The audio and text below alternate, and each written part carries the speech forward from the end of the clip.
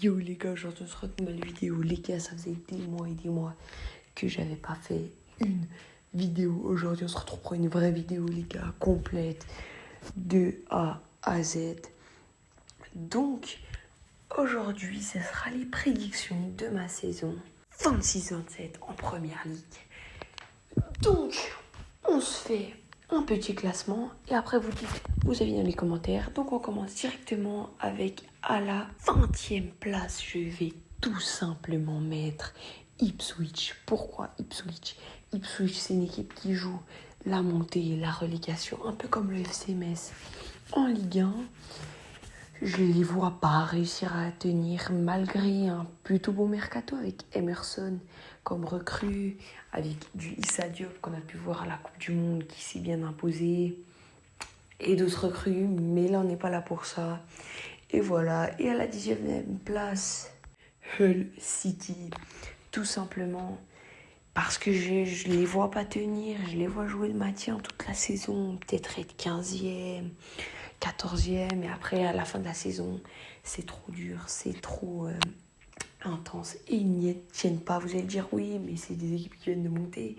Justement, je les vois tenir, et dans ceux qui sont montés la saison passée, je vais vous dire une surprise quand ça sera le moment venu. Et du coup, à la 18e place, je vais tout simplement mettre, ça aussi c'est une surprise, Sunderland, tout simplement parce que on appelle le syndrome de la deuxième saison. En plus, on sait qu'ils vont jouer l'Europa League.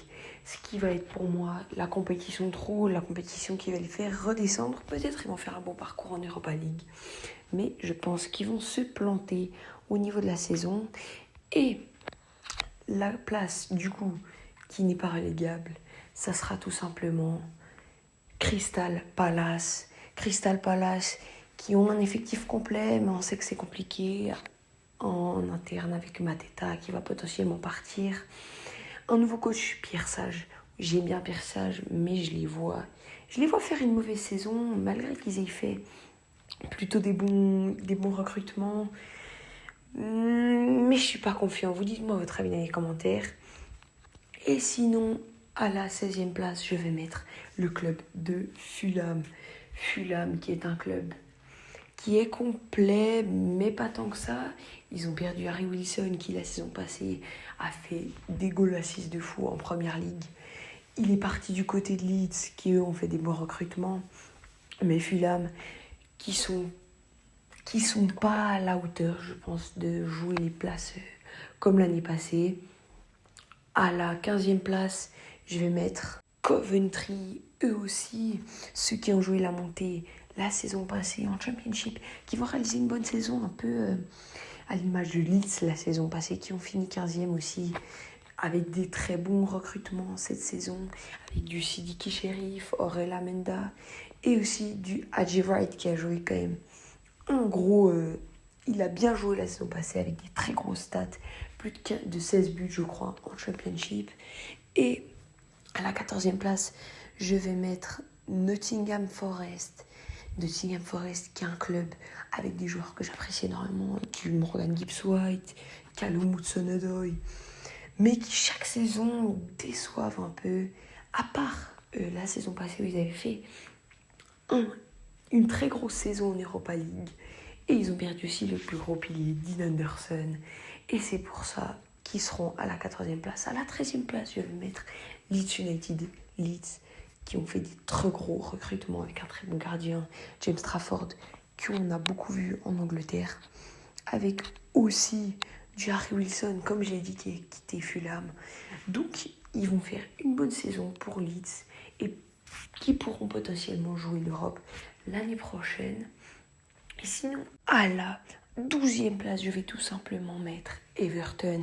Everton qui est une équipe plutôt complète avec du Iliman Ndiaye et j'en passe, du Brent White, du Martin Rull qu'ils ont acheté 30 millions, 35 je crois.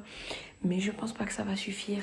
Pas une bonne cohésion d'équipe, je prévois une mauvaise saison plutôt pour Everton.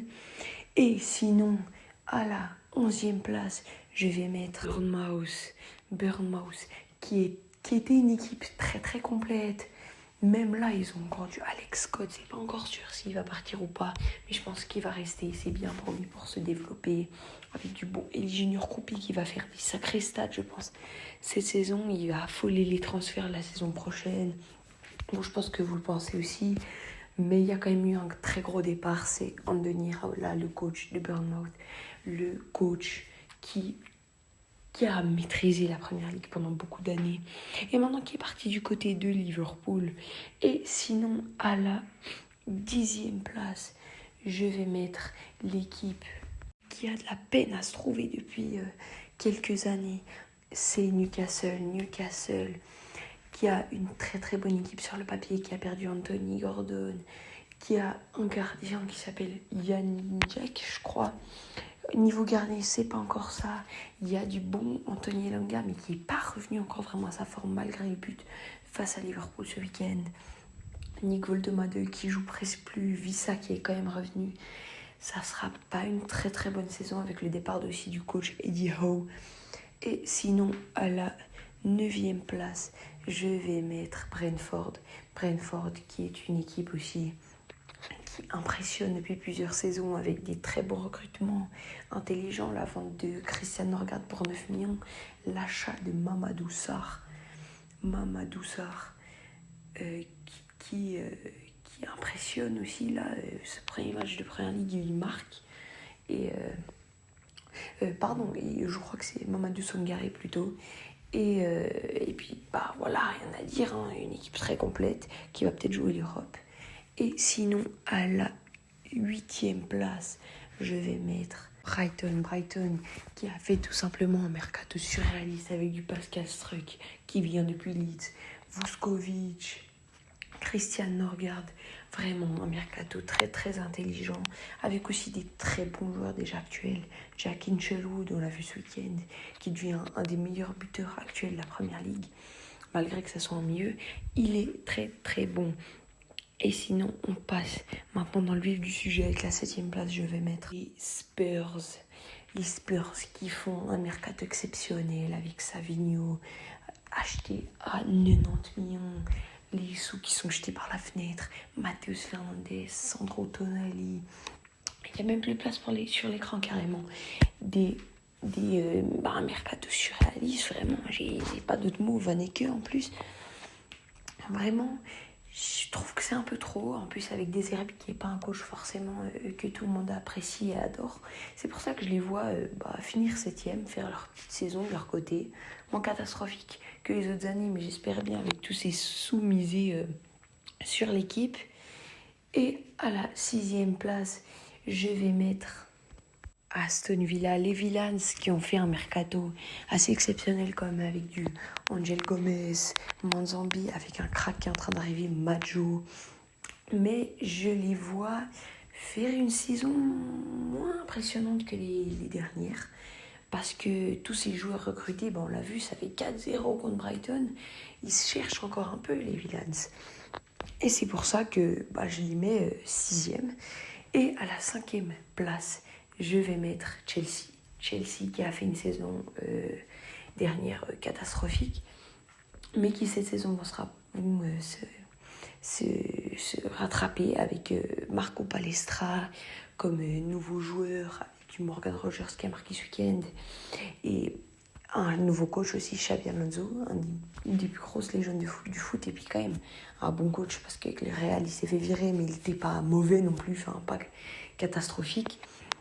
Et à la 4e place, je vais mettre les Mancuniens, Manchester United, avec un mercato aussi très intelligent, avec André Santos, Yuri Tillmans, Carlos Baleba en backup, et plein d'autres.